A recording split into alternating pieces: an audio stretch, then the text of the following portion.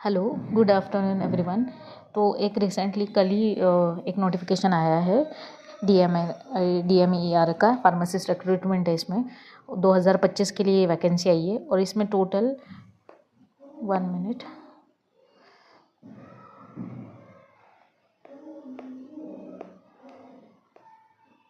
इसमें टोटल 207 की पोस्ट है गवर्नमेंट की, फार्मासिस्ट के लिए है। इसमें अदर्स भी पोस्ट है, वो आप नोटिफिकेशन में जाके देख सकते हो। तो अभी हम समझते हैं कि इसका एग्ज़ाम पैटर्न और सिलेबस क्या है। तो एक तो ये कौन ऑर्गेनाइज़ कर रहा है, तो ये DMER का है, directorate of medical education and research of Maharashtra. Post name ये मैं फार्मासिस्ट के लिए स्पेसिफिकली बता रही हूँ। और टोटल पोस्ट है इसमें 207 पोस्ट है, तो ज़्यादा पोस्ट है compare to any other notification recently you have been heard. तो ये जॉब लोकेशन इसका महाराष्ट्र रहेगा। इसका मोड ऑफ एप्लीकेशन जो है वो ऑनलाइन प्रोसेस है, तो ये आप वेबसाइट देख सकते हो यहाँ पे।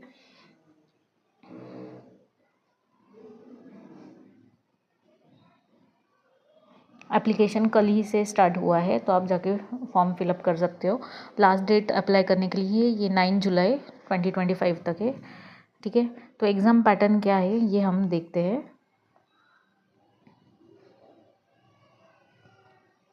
तो ये मैं फार्मेसी के लिए बता रही हूँ। तो ये जो कुछ रिमेनिंग 14 जो टेक्निकल कैडर है उनके लिए है, और एक स्पेसिफिक उन्होंने अलग से दूसरे जो अदर पोस्ट है उनके लिए भी दिया है। तो ये फार्मासिस्ट के लिए। तो आपको यहाँ पे क्या करना है, एक तो मराठी लैंग्वेज उसका ग्रामर है, ठीक है, ये आपको उसके लिए 15 क्वेश्चंस आएंगे यहाँ पे, ये आपको करना है। सेकंड इसमें है इंग्लिश ग्रामर, ये भी आपको करना है, इसमें भी 15 क्वेश्चंस रहते हैं। और थर्ड है जनरल नॉलेज और लॉजिकल एबिलिटी, ये मिक्स करके इन्होंने दिया है। ठीक है, तो इसका भी 30 क्वेश्चंस यहाँ पे रहेंगे। तो ये आप देख सकते हो कि जनरल नॉलेज के लिए 15 ये अलॉट कर सकते हैं और लॉजिकल एबिलिटी के लिए 15 दे सकते हैं। तो टोटल 30 क्वेश्चन है। और टेक्निकल डोमेन जो भी फार्मासिस्ट का है तो उसके लिए 40 क्वेश्चन है। और total question number of question यहाँ पे कितना है, 100। और ये ग्रुप के अनुसार आपको वाइज टाइमिंग कितना दिया है, 90 मिनट्स। ठीक है, तो ये ऐसे सेट ऑफ ग्रुप्स है, group A, group B, group C, group D और ग्रुप ई। तो यहाँ पे जैसे हर एक ग्रुप रहेगा तो वहाँ पे total questions, number of questions कितने रहेंगे, 20 रहेंगे। और उसका सेट ऑफ टाइमिंग दिया है इन्होंने कि ये ग्रुप इसी इतने मिनट्स में ये सॉल्व होना चाहिए। ठीक है, तो इसमें मराठी के लिए इन्होंने 3 दिया है, ये सभी ग्रुप के लिए 3 क्वेश्चंस रहेगा। इंग्लिश के लिए भी 3 क्वेश्चंस है। और जनरल नॉलेज और लॉजिकल एबिलिटी के लिए 6 क्वेश्चंस ऑफ इन्होंने अलॉट किए हुए, यहाँ पे 8 क्वेश्चन है। तो likewise group A, group B, group C, group D and group E के लिए रहेगा। और टोटल 18 मिनट्स में ईच ग्रुप आपको सॉल्व करना है, और 20 क्वेश्चन टोटल मिला के ये चारों इसका रहेगा। ठीक है, अभी नेक्स्ट देखते हैं। तो अभी इसका सिलेबस क्या है, ठीक है, फार्मासिस्ट का सिलेबस मैं बता रही हूँ आपको।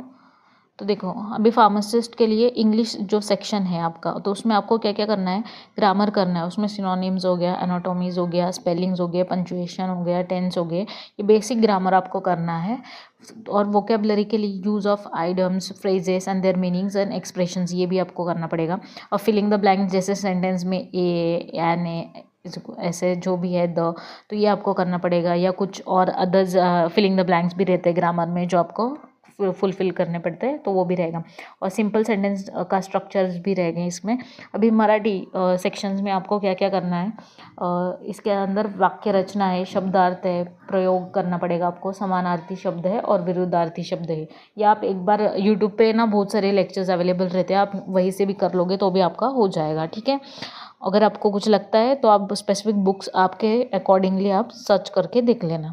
इसके अंदर फिर भाषा सौंदर्य है, उपमा है, अलंकार भी है, म्हनी करना है आपको, वाक्य प्रचार है, और उनका अर्थ भी क्या है, वाक्य उपयोग कैसे करते हैं, सर्वसामान्य शब्द संग्रह, ये सब आपको करना पड़ेगा। ठीक है, और इसके प्रसिद्ध पुस्तकें और लेखक, जो भी लेखक रहेंगे और कुछ फेमस बुक्स रहेंगे, तो ये आपको पढ़ना पड़ेगा वहाँ पे। और योग्य जोड़े अलावा तो मैच द पेयर भी यहाँ पे रह सकता है आपके लिए। तो आप बेसिकली मैं क्या कहूँगी आपको कि आप प्रीवियस ईयर जो क्वेश्चंस है इसके प्रीवियस एग्ज़ाम्स के, तो आप रेफ़र करो ये दोनों टॉपिक के लिए, आपको एक आइडिया आ जाएगा थरोली। ठीक है, अभी ये और एक है जनरल नॉलेज, ठीक है। तो अभी जनरल नॉलेज में सेक्शन में आपको क्या करना है, करंट अफेयर्स और इंडिया और महाराष्ट्र का स्पेसिफिक। आप प्रीवियस ईयर में कौन से टाइप के क्वेश्चंस इसमें आक्स हुए हैं, मतलब आप देख लेना एक बार। अगर ये स्पोर्ट्स से पूछते हैं तो आप वो कर लेना, ऐसे मतलब उसी स्पेसिफिक करना, क्योंकि अभी करंट अफेयर आप करने के लिए जाओगे तो ये बहुत रहेगा। और अकॉर्डिंगली ये नोटिफिकेशन अभी आया है तो इसका एग्ज़ाम हाल ही में मतलब 2 महीने में ही आपको रहेगा, तो ये आपको जल्दी से करना पड़ेगा, ठीक है। और फिर आपको इंडियन हिस्ट्री करना है, सिविक्स करना है, फिर इंडियन ज्योग्राफी करना है, इंडियन कॉन्स्टिट्यूशन, मतलब यहाँ पे पॉलिटी आपको कब पढ़ना पड़ेगा, ठीक है। जनरल साइंस, बेसिक साइंस जो भी है, बेसिक साइंस वो भी आपको यहाँ पे करना पड़ेगा। फिर स्पोर्ट्स और कल्चर है, कल्चर मतलब आर्ट एंड कल्चर में कोई न्यूज़ चल रही होगी तो वो भी आप देख लो। ये स्पेसिफिकली करना क्योंकि इसके ऊपर बेसिक क्वेश्चंस आते ही आते हैं एग्जाम में। Right of information of act 2005 और महाराष्ट्र पब्लिक सर्विस एक्ट 2015 का, ये आप करना। Information technology related basic knowledge भी आपको करना पड़ेगा, ठीक है। और अभी स्पेसिफिकली फार्मेसी के लिए आपको क्या पढ़ना है, तो यहाँ पे नहीं, अभी ये एक सेक्शन बाकी है, लॉजिकल एबिलिटी, वो देख लेते पहले। आपको एप्टीट्यूड टेस्ट करना पड़ेगा। बेसिक अर्थमेटिक नॉलेज आपको होना चाहिए। मैथमेटिक्स में आप न्यूमरिक, अलजेब्रा, ज्योमेट्री, स्टैटिक्स ये सब पढ़ना पड़ेगा आपको। जनरल साइंस में इन्होंने बताया कि थोड़ा सा फिजिक्स, केमिस्ट्री, बायोलॉजी और एनवायरनमेंट साइंस, तो इसके लिए मैं आपको लूसेंट जो बुक है वो सजेस्ट करती हूँ। आप लूसेंट में से ये बेसिक जो भी थेरी है आप ये पढ़ सकते हो, तो आपको इजी रहेगा। और ये जो भी क्वेश्चंस यहाँ पे आए हैं एप्टी के लिए, तो आप प्रीवियस ईयर क्वेश्चंस रेफ़र करो और फिर आप देखना, ठीक है। फिर आप डीप में जाना, नहीं तो एक तो टाइम कम है तो आपको ये जल्दी करना पड़ेगा। और यूट्यूब पे बहुत सारे लेक्चर्स अवेलेबल होंगे शायद इसी के ऊपर, ठीक है। अभी आपको फार्मा रिलेटेड क्या क्या पढ़ना है ये इंपॉर्टेंट है, ये आप देख लो। तो यहाँ पे जनरल फार्माकोलॉजी आपको करना है, टाइप 1 ऑफ द ड्रग्स, फिर उसका क्लासिफिकेशन ऑफ द ड्रग करना है, फिर ड्रग डोसेज फॉर्म्स कैसे होते हैं, ये तो सुटिक्स का पार्ट हो गया। फिर बायोएबिलिटी, बायोफार्मास्यूटिक्स वगैरह ये आपको पढ़ना पड़ेगा। फिर उसके अंदर इंडिकेशंस क्या है, उसके कॉन्ट्रा इंडिकेशंस क्या है, उसका एडवर्स ड्रग रिएक्शन क्या है, रोल ऑफ एंटीबायोटिक स्पेसिफिक दिया है इन लोगों ने। अगर ये इन्होंने ये स्पेसिफिक मेंशन किया तो इसको आपको डीप में करना पड़ेगा। और फर्स्ट प्रायोरिटी आपको हमेशा फार्माकोलॉजी को ही देनी है यहाँ पे, ठीक है।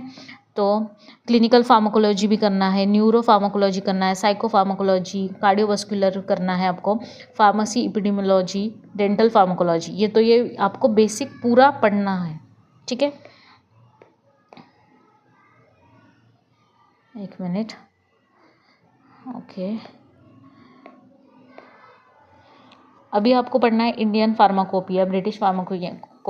तो ये इसका ईयर पूछ सकते हैं कि इंडियन फार्माकोपिया कब है, ब्रिटिश फार्माकोपिया, इसके पार्ट्स कितने हैं, क्या है, ये सब थोड़ा सा ओवरव्यू जो भी है इनका ये पूछ सकते हैं यहाँ पे।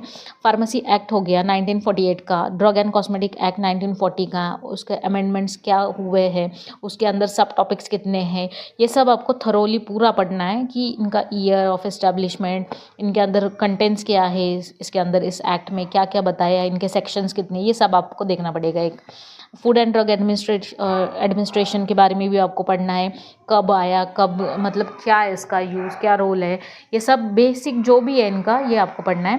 तो ड्रग स्टोरेज आप कैसे करोगे, लॉजिस्टिक, इन्वेंटरी मैनेजमेंट, क्योंकि आप फार्मासिस्ट का एग्जाम दे रहे हो तो आपको ये सब पता होना चाहिए कि ड्रग का स्टोरेज कंडीशंस क्या क्या रहती है, कौन से टाइप के कौन से ड्रग्स कैसे स्टोर हुए जाते हैं, लॉजिस्टिक में क्या रहता है, इन्वेंटरी मैनेजमेंट में भी क्या रहता है, ठीक है।